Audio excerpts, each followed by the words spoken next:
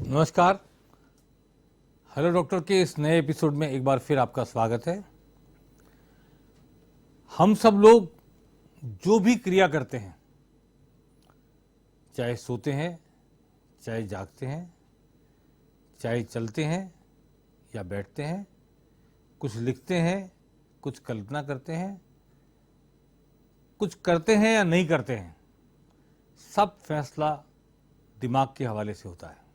मस्तिष्क, अगर हमारा हाथ चल रहा है तो, मैं इस वक्त आपसे कुछ बोल रहा हूँ तो, आपसे मुखातिब हूँ तो, सब कुछ यहाँ से गवर्न होता है। हम सबके मस्तिष्क में डायरेक्शन देने की, सोचने की, योजनाएं बनाने की, कल्पना करने की अद्भुत क्षमता है और मस्तिष्क ही हमारी ज़िंदगी की वो आधारशिला है जिससे हम आगे के जीवन के सारे अध्याय लिखते हैं, अपने जीवन की कहानी लिखते हैं। इस मस्तिष्क में बहुत सारे रोग पनप लेते हैं, बहुत सारे जिनका इलाज हो जाता है, बहुत सारे जिनका इलाज संभव नहीं है, बहुत सारे जिनका साइकेट्रिक इलाज करते हैं, बहुत सारे जिनका सर्जन इलाज करते हैं, अलग अलग तरह के। इनमें से एक प्रमुख रोग है ट्यूमर, ब्रेन ट्यूमर। अक्सर लोग सोचते हैं कि ब्रेन ट्यूमर लाइलाज है। पहले तो बहुत ही ऐसा माना जाता था, लेकिन धीरे धीरे सर्जरी ने उसका इलाज भी संभव किया। फिर माइक्रोस्कोपिक सर्जरी ने ऐसे इलाज संभव किया कि बहुत छोटे से चीरे से नाक के जरिए भी हम इलाज कर सकते हैं ब्रेन ट्यूमर का। आज हमारे साथ इस वक्त मौजूद है महात्मा गांधी अस्पताल और मेडिकल यूनिवर्सिटी के हेड ऑफ डिपार्टमेंट मस्तिष्क की सर्जरी के डिपार्टमेंट के head doctor BS Sharma. Doctor BS Sharma, आपका स्वागत है A1 TV के स्टूडियो में। Doctor BS Sharma AIIMS Delhi में भी मस्तिष्क की सर्जरी के विभाग के हेड ऑफ डिपार्टमेंट रह चुके हैं। काफ़ी लंबा अनुभव है और सर्जरी की आधुनिक से आधुनिक विधाएं, आधुनिक से आधुनिक टेलीस्कोप, जिनके जरिए छोटे से चीरे से बड़ा ऑपरेशन करने में आपकी महारत हासिल है। डॉक्टर साहब, ये मस्तिष्क के ऐसे बहुत सारे रोग हैं, लेकिन ट्यूमर की खास तौर पर बात आज हम करना चाहेंगे जी। ये ट्यूमर क्या होता है? ट्यूमर इन जनरल बॉडी में किसी भी जगह, ट्यूमर का मतलब होता है एबनॉर्मल सेल ग्रोथ। जो हमारी बॉडी जो विभिन्न प्रकार गांठ बन के जाना, सेलों से बनी होती गांठ है, बन जाना, गांठ बन जाना जी। और वो अनवांटेड होते हैं, जी हाँ। एबनॉर्मल ग्रोथ ऑफ सेल्स, उसको ट्यूमर कहते हैं। तो इसी तरह का ट्यूमर ब्रेन में भी बन जाता है, उसको ब्रेन ट्यूमर कहते हैं। उसको ब्रेन ट्यूमर कहते हैं। अब ये ब्रेन में ये ब्रेन के सब्सटेंस से भी हो सकता है, ब्रेन की कवरिंग से भी हो सकता है, ब्रेन की नाड़ियों से भी हो सकता है। ये इन जगहों से ट्यूमर और ब्रेन के किसी भी हिस्से में हो जाता है या कोई पर्टिकुलर हिस्सा जहाँ पर? किसी भी हिस्से में हो सकता है, लेकिन कुछ हिस्सों में ये कॉमन होता है, बाकी हो किसी भी हिस्से में हो सकता है। ये जो यहाँ ग्लैंड होती है, यहाँ पर भी एक, या पिट्यूटरी ग्लैंड पिट्यूटरी होती ग्लैंड है, यहाँ का ट्यूमर बड़ा कॉमन है हाँ जी, और उसका इलाज दवाइयों से भी होता है और ज़्यादातर ऑपरेशन की आवश्यकता पड़ती है। जी और ये ऑपरेशन नाक के थ्रू, इसमें चीरा भी नहीं लगाना पड़ता है, जी जी, नाक के थ्रू एंडोस्कोप से ये ट्यूमर को निकाल अंदर जाके कट कर लेते हैं शायद और निकाल लेते हैं। हाँ, अंदर निकाल देते हैं। जी जी जी, हाँ, ये टेलीस्कोपिक से और से मेरे ख्याल से गन से आप या एंडोस्कोप एंडोस्कोपी से करते हैं। जी और एक तरह का ट्यूमर होता है जिसको प्रोलैक्टिनोमा कहते हैं, जी, वो पिट्यूटरी का ट्यूमर होता है। उसमें दवाई से इलाज संभव है, लेकिन वो दवाई ता जिंदगी लेनी पड़ती है। जब भी उस दवाई को बंद करेंगे तो वो ट्यूमर वापस ग्रो करने लगेगा। हाँ जी जी। डॉक्टर साहब, ये जो ट्यूमर होता है ये कैंसरस भी होता है कभी कभी या? पिट्यूटरी के ये अक्सर कैंसरस नहीं होते हैं जी, पर दूसरे कहीं मस्तिष्क में हो तो कैंसरस? हाँ, दूसरे मस्तिष्क में ट्यूमर दो तरह के होते हैं। एक प्राइमरी ट्यूमर होता है जो ब्रेन में ही अराइज होता है जी, और एक सेकेंडरी होता है जो बॉडी में किसी भी जगह कैंसर हो तो वो ब्रेन में फैल जाए, फैलते फैलते पहुंच जाता है ऊपर तक। हाँ, फैलते फैलते कंटिन्यूएशन में नहीं, अच्छा। बट ब्लड के थ्रू, हाँ, ब्लड के थ्रू ब्रेन में आ जाता है, तो वो कैंसरस होता है।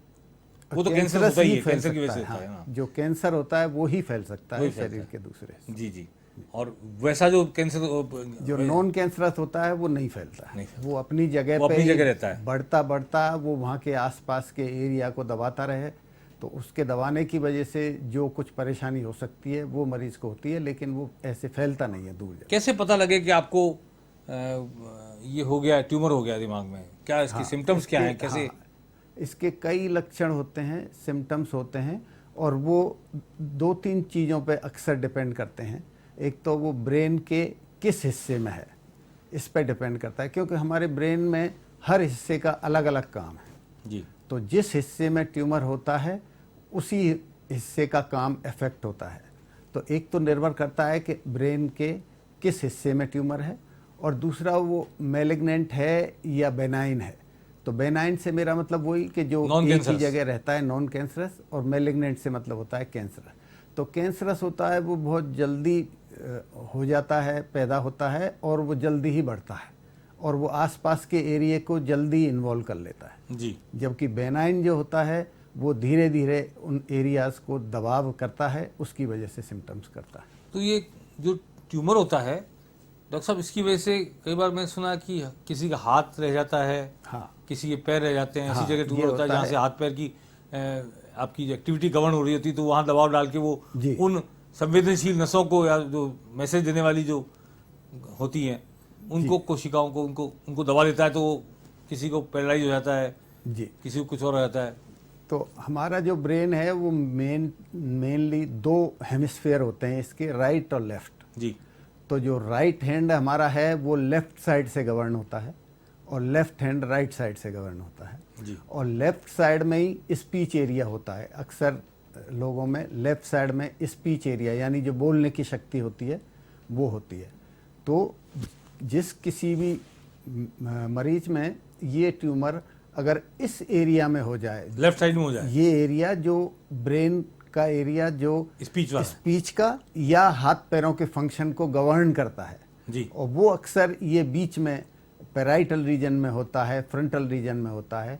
वहाँ ट्यूमर होने से जब ये उस ब्रेन को, जिसको हम कॉर्टेक्स कहते हैं, उसको अगर दबाता है और अगर मैलिग्नेंट है और उसको डिस्ट्रॉय कर देता है, तो फिर ये हेमीपेरेसिस जिसको हम कहते हैं कि हाथ पैरों में ताकत कम हो जाना और स्पीच इफेक्ट होना, ये उन पेशेंट, जवान लड़खड़ाने लग जाती है, जवान लड़का या जवान की आउटपुट कम हो जाता है बोलने। जी जी जी।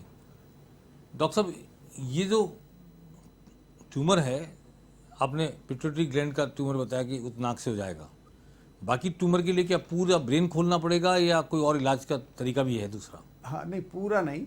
आजकल तो इस तरह की हमारे पास फैसिलिटीज़ हैं, इक्विपमेंट्स हैं, जो जिस जगह ट्यूमर होता है वही हम ऑपरेशन के दौरान ऑपरेशन टेबल पे इमेज गाइडेंस होती है, नेविगेशन, जैसे एरोप्लेन चलता है, उसको किस डायरेक्शन में जाना है, कहाँ जाना है, वो नेविगेशन के थ्रू पता चलता है। तो इसी तरह ब्रेन के जिस हिस्से में ट्यूमर है, हमें कहाँ से जाना है, तो ये हम नेविगेशन से देख लेते हैं कि इसके लिए ये रास्ता ठीक रहेगा, और उससे हमें ये भी पता लग जाता है कि भाई कोई भी इम्पोर्टेंट एरिया इसमें हम क्रॉस नहीं कर रहे हैं। तो ये एक बहुत सर्जन को भी और पेशेंट को भी एक महत्वपूर्ण इन्फॉर्मेशन उससे मिल जाती है, और न्यूरो नेविगेशन या इमेज गाइडेंस के डायरेक्शन से हम वो एक छोटा चीरा लगा के और फिर उसमें माइक्रोस्कोप या एंडोस्कोप यूज़ करके उस ट्यूमर को निकाल सकते हैं। जी जी। ये ट्यूमर एक बार निकाल दिया दोबारा भी एकर हो जाता है क्या? हाँ, कुछ तरह के होते हैं, जैसे जो मैलिग्नेंट या जो ग्लायोमा जो कॉमन ट्यूमर होता है, वो अगर पूरा ना निकले तो रिकरेंस हो सकता है। लेकिन जो बेनाइन ट्यूमर्स होते हैं जैसे मेनिंजियोमा वगैरह, वो अगर थोड़ा बहुत रह जाए तो वो रिकर हो सकता है, लेकिन वो बहुत साल लगते हैं, और उसके लिए हम हर साल MRI कर करके देखते रहते हैं कि भाई अगर ये ट्यूमर कभी बढ़ रहा है तो उसको और भी उसके सर्जरी के अलावा भी इलाज होते हैं, या फिर सर्जरी से उसको पूरा निकाल देते हैं। कोई रेज से भी इलाज करते हैं, किरणों से भी? हाँ, एक गामा नाइफ होता है जो जिसमें ये रेडिएशन हैं जो एक फोकल पॉइंट पे, वो बहुत सारी डायरेक्शनों से वो रेज एक ही जगह पे पड़ती हैं, तो वो ट्यूमर या ट्यूमर बेड पे वो रेज डाल दी जाती हैं, जिससे वो ट्यूमर को डिस्ट्रॉय करता है या उसको श्रिंक कर देता है। जी जी। तो ये जो है इसके इंडिकेशंस, या तो बिना सर्जरी के भी कुछ पेशेंट्स में ये गामा नाइफ दिया जा सकता है। तो वो ट्यूमर इसके इलाज के लिए 3 सेंटीमीटर से छोटा होना चाहिए और आसपास कोई इम्पोर्टेंट स्ट्रक्चर नहीं होना चाहिए। कोई संवेदनशील दिमाग का हिस्सा हो जो इफेक्ट हो जाए, हाँ, ऐसा नहीं जैसे होना हम अभी पिट्यूटरी ट्यूमर की बात कर रहे थे जी। उसका ट्यूमर चाहे छोटा भी हो तब भी उसमें ये रीजनिंग देना मुश्किल होता है, क्योंकि हमारी जो विजन की जो नाड़ियाँ, ऑप्टिक नर्व जिनको हम कहते हैं, ऑप्टिक कियाजमा, वो सब उसी के पास होते हैं। तो इसलिए प्राइमरीली उससे इलाज नहीं करते हैं। गामा नाइफ से या तो वो बहुत छोटा होता है तभी करते हैं और ये देखते हैं कि वो ऑप्टिक नर्व्स को दबाए हुए तो नहीं है या ऑप्टिक नर्व उसके एकदम क्लोज तो नहीं है, और या फिर जब वो छोटा रह जाता है ऑपरेशन के बाद में तब उसका इलाज करते हैं। ट्यूमर से आंखों की रोशनी भी जा सकती है इलाज ना हो तो? हाँ बिल्कुल, पिट्यूटरी ट्यूमर से तो आंखों की रोशनी ही ज़्यादा इफेक्ट होती है। जब वो ट्यूमर बढ़ता है वो कियाजमा को या ऑप्टिक नर्व्स को दबाता है। और बाकी ट्यूमर्स भी, अगर ब्रेन में प्रेशर बढ़ता है तो प्रेशर बढ़ने से पेपिलिडीमा हो जाता है, यानी इन नाड़ियों की आँख से जहाँ ये जुड़ी होती हैं वहाँ की स्वेलिंग हो जाती है और फिर ये सेकेंडरी ऑप्टिक एट्रोफी हो जाती है, जिससे भी विजन बिल्कुल जा सकती है। जा सकता है बिल्कुल, जुबान भी लड़खड़ा सकती है ट्यूमर से, हाँ। आँख की रोशनी भी जा सकती है। और क्या इफेक्ट हो सकता है ट्यूमर का? हाँ, और जैसे एक बताया कि एक कमजोरी होती है और हाथ पैरों की कमजोरी, और दूसरा होता है कि ये अगेन जैसा मैंने बताया कि किस जगह पे ट्यूमर है। अगर हमारे क्रेनियल नर्व्स होती हैं, 12 क्रेनियल नर्व होती हैं, अगर ये ट्यूमर इन क्रेनियल नर्व्स को दबाए तो भी ये डेफिसिट्स हो जाते हैं पेशेंट में। जैसे एक कान से सुनना बंद हो जाएगा, तो एक एक्यूस्टिक न्यूरोमा नाम का ट्यूमर होता है जो 8th नर्व से निकलता है, तो उस नर्व के दबाव की वजह से एक कान में सुनना बिल्कुल ख़त्म हो सकता है धीरे धीरे। इसी तरह और भी जो क्रेनियल नर्व्स होती हैं, जैसे 9/10 होती हैं, उससे हम गिटकने का या निगलने की प्रक्रिया होती है, वो इन नर्व्स से कंट्रोल होती है। तो अगर इन नर्व्स को कोई ट्यूमर दबाता है या इन नर्व्स का इन्वॉल्वमेंट होता है तो हमें निगलने में मुश्किल होती है। तो वो जो खाना या पीने का जो पदार्थ है वो सीधा खाने की नली में ना जाकर सांस नली में जाता है और धसके के साथ बाहर निकल जाता है, और वो बंद नहीं होता है हमारा जो पैलेट होता है। तो इसलिए इन पेशेंट्स में खांसी हमेशा रहती है और ज़रा भी कुछ लेने से वो बाहर खांसी शुरू हो जाती है और निगलने में दिक्कत होती देखिए है। आपका गला बिल्कुल दुरुस्त है, जुबान दुरुस्त है, सब दुरुस्त है, फिर भी आप कुछ खा रहे हैं और निगल नहीं पा रहे। हाँ, क्योंकि यहाँ दिमाग में आपके जो नर्व है।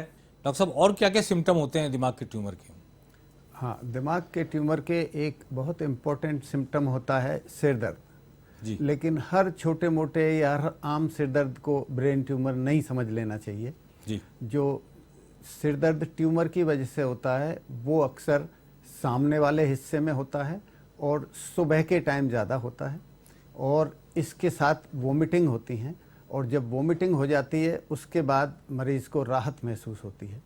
और ये सिर दर्द यूजुअली रात को जगा देता है, और जो आम सिर दर्द की जो दवाइयाँ होती हैं उनसे भी आराम नहीं होता है। तो अगर इस तरह का सिर दर्द करीब 2-3 हफ्ते किसी को हो तो उसको अवश्य डॉक्टर के पास जाके दिखाना चाहिए और अपना CT स्कैन या MRI इसको एक्सक्लूड करने के लिए कराना चाहिए। एक और महत्वपूर्ण होता है जो कि मिर्गी के दौरों का सिम्टम होना। तो इसमें ब्रेन ट्यूमर जो हमारा ब्रेन की जो कॉर्टेक्स होती है उसको अगर उत्तेजित करता है तो मिर्गी का दौरा पड़ता है। और अगर किसी भी इंसान को 30-35 साल के ऊपर पहली बार ज़िंदगी में अगर दौरा पड़ा हो तो वो यूजुअली ये सजेस्ट करता है कि अंदर ब्रेन ट्यूमर हो सकता है। तो ऐसे पेशेंट को भी MRI या ब्रेन अवश्य कराना चाहिए। और भी सिम्टम्स में जैसे कोई पर्सनैलिटी चेंज हो, किसी में रिसेंट चेंज है, मेमोरी में कोई चेंज है, या चलने में लड़खड़ा रहे हैं, बैलेंस नहीं बन रहा है, तो ये सब भी सिम्टम्स हैं वो ब्रेन ट्यूमर के हो सकते हैं। जी डॉक्टर साहब, ये दिमाग में अगर ट्यूमर है तो सर के आगे के हिस्से में दर्द हो, उल्टी हो और दर्द निवारक दवा से दूर ना हो, सर दर्द की दवाओं से दूर ना हो, जी जी, तो मानना चाहिए कि ट्यूमर हो सकता है। डॉक्टर को दिखाना चाहिए, CT MRI जो भी होना चाहिए जी, वो होना चाहिए। और जो आपने सिम्टम्स बताए, तो डॉक्टर साहब जब पता लग जाए तो पहले सबसे पहले दवाई दी जाती है, मेडिसिन दी जाती है, या कि सीधे ही सर्जरी के लिए बोला जाता है क्या? हाँ नहीं, अगर पता लग जाता है तो सिम्टम्स क्या हैं उस पर डिपेंड करता है। अब जैसे ये सिर दर्द, उल्टी जो हैं, ये सिम्टम इंट्राक्रेनियल प्रेशर ज़्यादा होने की वजह से होते हैं, क्योंकि हम सब जानते हैं कि सिर में हमारे पूरी हड्डी से कवर होता है ब्रेन। तो अब अगर इसमें ट्यूमर होगा और वो पैदा होगा और वो धीरे धीरे बढ़ेगा तो वो कुछ ना कुछ जगह घेरेगा।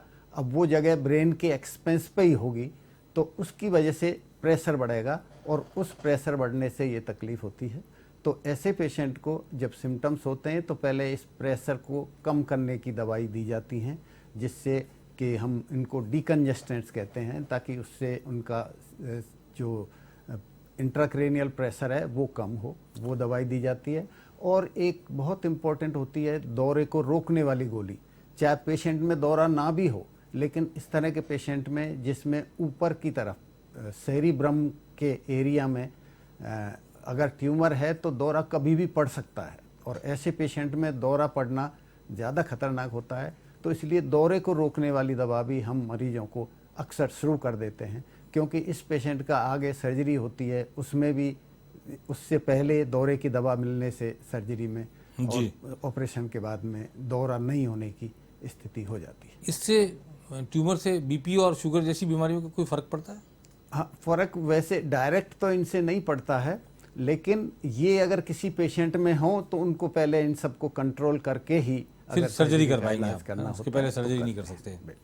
खासतौर पे शुगर होती है तो शायद सर्जरी नहीं होती है। उसको कंट्रोल करके करना। जी जी। डॉक्टर साहब, ये ट्यूमर होता क्यों है? क्या वजह है? क्या कोई खान पान है, या कोई सांस है, प्रदूषण है, क्या क्या वजह हाँ, है? अब इसका अभी एक डेफिनेट रीजन तो कोई भी नहीं अभी पता चला है, लेकिन कुछ चीज़ें हैं। जैसे ये रेडिएशन होता है, ये जो बिजली का सेक लगते हैं, जैसे ये देखा गया है अक्सर कि किसी ट्यूमर की वजह से शरीर में बिजली का सेक लगा, या एक ट्यूमर के लिए ब्रेन में सेक लगा तो उसमें दूसरी तरह का ट्यूमर पैदा हो जाए। तो ये एक कारण है जो पता लगा है, लेकिन ये कितनों में होता है ये कहना बहुत मुश्किल है, और यूजुअली कम ही पेशेंट्स में होता है जिनमें ये रेडिएशन लगता ये है। मोबाइल कोई जिम्मेदार है क्या ट्यूमर के लिए? एक मोबाइल का भी बड़ी कॉन्फ्लिक्टिंग रिपोर्ट्स हैं। कुछ रिपोर्ट्स कहती हैं नहीं फ़र्क होता है, कुछ कहती हैं होता है।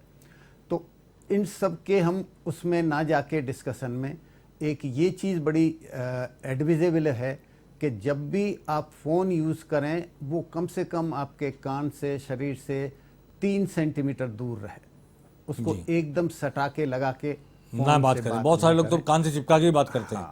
और दूसरा इम्पोर्टेंट है कि जब आप रात में सोएं, हाँ, बहुत सारे सराहने रख के सोते तो हैं। आपसे 1 मीटर दूर, जी जी, फ़ोन हमेशा 1 मीटर दूर रखिए, क्योंकि इसकी जो रेडिएशन वेव्स होती हैं उनको ही इनक्रिमिनेट किया जाता है कि ये हो सकता है ट्यूमर का कारण होती हूँ। कई स्टडीज अब ऐसी आने लगी हैं जिनमें ये देखा है कि इनसे ट्यूमर हो जाता है।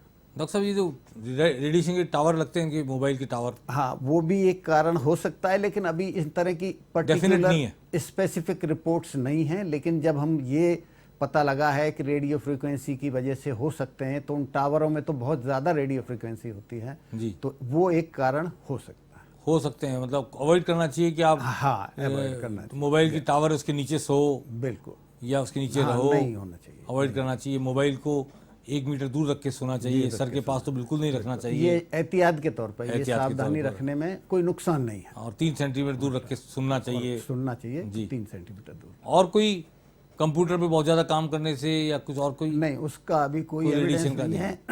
एक ये जेनेटिक होता है जी, कुछ ऐसी बीमारियां होती हैं जिनके कुछ हमें शुरू में पता लग जाता है कि इस मरीज में ये चीज़ हो सकती है, तो इसमें ये होने से ट्यूमर्स हो सकते हैं।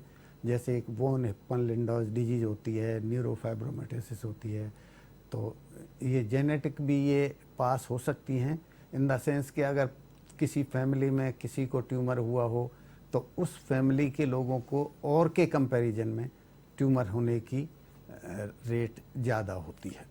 डॉक्टर साहब, ये ट्यूमर जो ब्रेन में होता है, ये रीढ़ की हड्डी में भी चला जाता है क्या, स्पाइनल कॉर्ड में? हाँ, स्पाइनल कॉर्ड इससे जुड़ी हुई है दिमाग से। हाँ, ये जा सकता है। इसको फोरामेन मैग्नम कहते हैं, जो स्पाइनल कॉर्ड जहाँ से ब्रेन से कम्युनिकेट करती है। तो ट्यूमर ऊपर होकर के ये नीचे भी जा सकता है, और स्पाइनल कॉर्ड और मेडुला के अंदर भी हो सकता है, बाहर भी हो सकता है, और नीचे जा सकता है। तो वो उसका इलाज भी आप ही करेंगे? हाँ, उसका इलाज भी हम ही दिमाग की करते सर्जरी हैं। वाले लोग ही रीढ़ की बिल्कुल। हड्डी का इलाज करते हैं? स्पाइनल कॉर्ड का इलाज भी हम ही करते हैं। जी जी। ऑपरेशन करना होगा तो आप ही ट्यूमर निकालेंगे? जी जी। दिमाग में ट्यूमर हो चाहे स्पाइनल कॉर्ड में, स्पाइनल रीढ़ की कॉर्ड हड्डी में में हो, हो। हाँ जी। काम आप ही को करना है। हाँ जी। डॉक्टर साहब, एक और मैं सवाल आखिरी करना चाहता हूँ आपसे जी जी। कि ये ट्यूमर जो होते हैं, मान लो इलाज भी हो गया या इलाज नहीं भी हुआ, इससे आदमी की और औरत की प्रोडक्टिव प्रोसेस में कोई फर्क पड़ता है क्या? बच्चा पैदा करने की क्षमता में कोई फर्क पड़ता है क्या, औरत की और आदमी की, दोनों की? नहीं, इससे अनलेस के ये पिट्यूटरी ग्लैंड में या इसके आसपास हो जिससे पिट्यूटरी ग्लैंड को दबा रखा है या उसको डिस्ट्रॉय किया है, अदरवाइज इससे नहीं फर्क पड़ता। लेकिन पिट्यूटरी ग्लैंड के आसपास हो और उसको हाँ, दबा रखा हो। पिट्यूटरी ग्लैंड, क्योंकि सारे सेक्सुअल फंक्शंस भी पिट्यूटरी ग्लैंड ही कंट्रोल करती है, तो उससे हो सकता है बच्चा पैदा नहीं।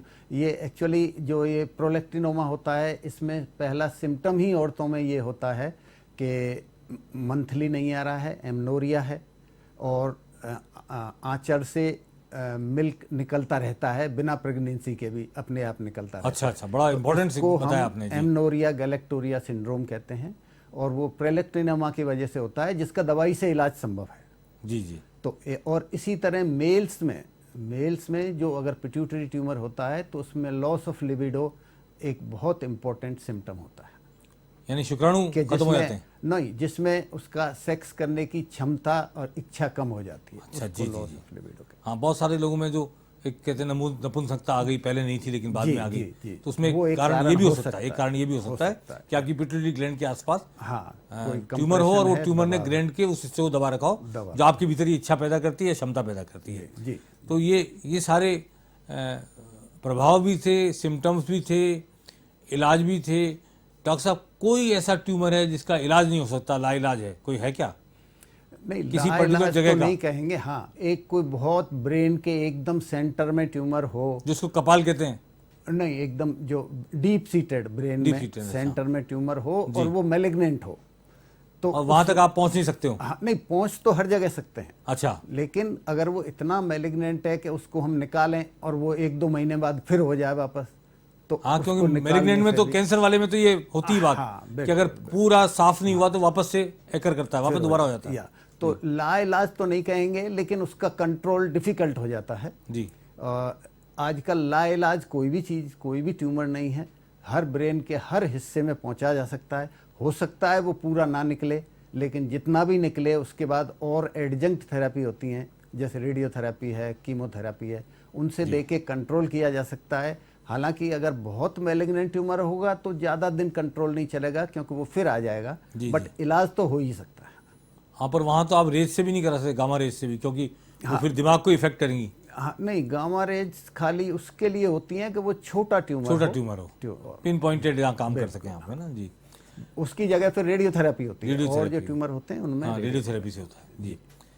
तो आज हमने बात की डॉक्टर BS शर्मा से, जो न्यूरो सर्जरी के हेड ऑफ डिपार्टमेंट है महात्मा गांधी अस्पताल और मेडिकल कॉलेज जयपुर में, और एम्स दिल्ली में भी न्यूरो सर्जरी डिपार्टमेंट के हेड रहे हैं। बहुत सारी बातें ट्यूमर को लेकर हमने की, क्या ट्यूमर के सिम्टम्स हैं, क्यों हो जाता है ट्यूमर, कौन से ट्यूमर का कैसे इलाज होता है, कौन से ट्यूमर की वजह से क्या इफेक्ट आते हैं बॉडी में, और कैंसरस और नॉन कैंसरस दोनों तरह के ट्यूमर्स की वजह से क्या क्या हमारे शरीर को इफेक्ट हो सकता है, और क्या हमारी स्पाइनल कॉर्ड में, रीढ़ की हड्डी में भी जा सकता है कैंसर।